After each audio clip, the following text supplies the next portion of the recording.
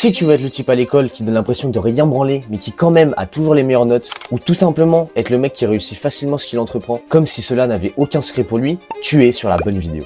Apprendre, c'est essentiel à notre époque. Ceux qui cessent d'apprendre et d'évoluer risquent de disparaître à n'importe quel moment de notre société. Apprendre de manière plus efficace et approfondie peut donc te donner un immense pouvoir. Mais cela est loin d'être facile. On peut vite se noyer dans toutes les méthodes d'apprentissage qu'on peut trouver sur internet et ailleurs. C'est pourquoi, dans cette vidéo, je vais te donner quelques astuces simples à appliquer à la lettre, qui vont vraiment te faire passer à une autre étape en termes de productivité, que ce soit pour les cours ou tes projets perso. Pour ce faire, on va se baser sur 4 principes, notamment inspirés par le livre Deep Work de Cal Newport. Je vous le mets en description pour les intéressés. Mais aussi notamment sur d'autres lectures et recherches personnelles, pour arriver jusqu'au dernier principe qui est de loin le plus important. 1. La loi du génie italien. Imagine un vieux monsieur qui vivait en Italie il y a un peu plus de 100 ans. C'était un homme curieux, qui aimait observer le monde autour de lui. Un jour, ce vieil homme se promenait dans son jardin et remarqua quelque chose d'intéressant à ses yeux. Seulement quelques pieds de pois présents produisaient presque toutes les gousses de pois. Cela a bien évidemment éveillé sa curiosité. Il s'est alors demandé, et si cette étrange règle s'appliquait à d'autres choses dans la vie? Il a commencé à examiner d'autres domaines. En étudiant les richesses en Italie, il a découvert que 20% des gens possédaient 80% des terres.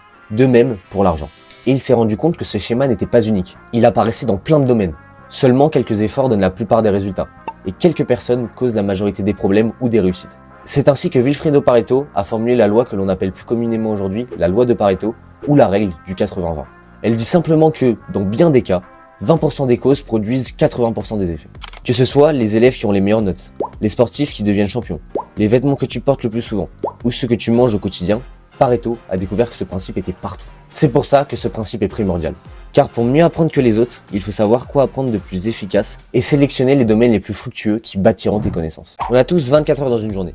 Et ceux qui réussiront le mieux sont ceux qui possèdent les connaissances les plus utiles. C'est pourquoi il faut choisir les 20% des connaissances les plus importantes à connaître qui te donneront 80% des résultats dans ton domaine. 2. La répétition. Bruce Lee a dit « Je n'ai pas peur de l'homme qui a pratiqué 10 000 coups de pied une fois, mais j'ai peur de celui qui a pratiqué un coup de pied 10 000 fois. » Cette citation de Bruce Lee reflète parfaitement pourquoi la répétition est l'une des clés les plus importantes. Et j'insiste bien sur ce terme pour exceller en apprentissage. Une étude célèbre de Capeda et al. De 2008 a montré que revoir les informations à intervalles réguliers aide mieux à les retenir. Les chercheurs ont demandé à des participants d'apprendre des mots, puis ils ont organisé leur révision. Quand ils ont testé les participants plusieurs semaines plus tard, ceux qui avaient fait des révisions espacées retenaient beaucoup mieux les informations que les autres. Le constat est simple, pas besoin d'être bac+5 ou patron du CAC 40 pour comprendre. Si tu répètes à espace fréquent et dans le temps ce que tu apprends, tu retiendras presque tout, voire tout ce que tu apprends. C'est juste le moyen pour retenir le plus de choses en un temps imparti. Répétition, répétition, répétition. 3.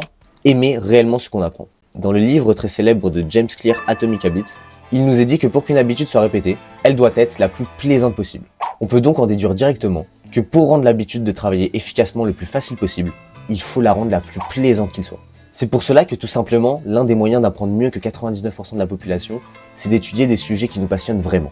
Car si cela te plaît réellement, tu ne verras plus le fait de travailler dur comme une corvée, et ça sera juste semblable à un moment de plaisir comme les autres. Je sais, ce principe peut paraître un peu bête comme ça, mais combien réellement d'entre nous décident de dédier leur temps à ce qu'ils croient au plus profond d'eux intéressant, sans qu'on leur ait incité vers où se diriger? Malheureusement, certaines personnes préfèrent dédier leur temps à écouter les autres leur dire ce qui mériterait plus d'être appris qu'autre chose. Et c'est bien pour cela que la plupart des personnes échouent et n'assimilent pas ce qu'ils apprennent. 4. Maîtriser le Deep Work. Cal Newport est un auteur et professeur américain. Il s'est intéressé à comment travailler de manière intelligente et efficace sans se laisser distraire. Son livre Deep Work parle d'une idée simple mais puissante. Si tu te concentres vraiment sur une tâche sans distraction, tu peux presque tout accomplir. Il a écrit ce livre parce qu'il a remarqué que dans notre monde moderne, on est souvent distrait. Beaucoup de gens passent leur temps à vérifier leurs emails, c'est l'exemple utilisé dans le livre, ou à faire des choses qui ne demandent pas beaucoup d'efforts.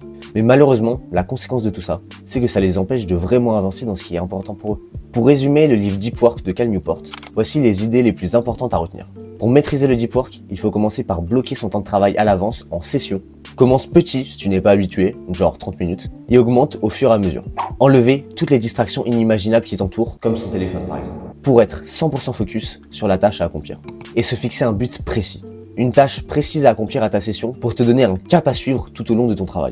En gros, ne travaille pas juste pour travailler, mais dans le but d'accomplir quelque chose de concret. C'est vraiment les 20% qui feront le 80% de tes résultats. On n'oublie pas le génie italien. Et si tu peux même essayer de travailler le matin, ça peut vraiment te rendre plus productif. Le matin, c'est le moment où tu as le plus d'énergie. Normal, tu viens de dormir une nuit entière avant, donc ça me paraît plutôt logique. Et ça peut vraiment faire une grosse différence pour toi au long terme, pour tout ce que tu veux accomplir. J'espère que cette vidéo t'a aidé, n'hésite pas à t'abonner, liker, commenter, ça me ferait ultra plaisir et ça soutient énormément mon travail. C'était Gabriel, peace!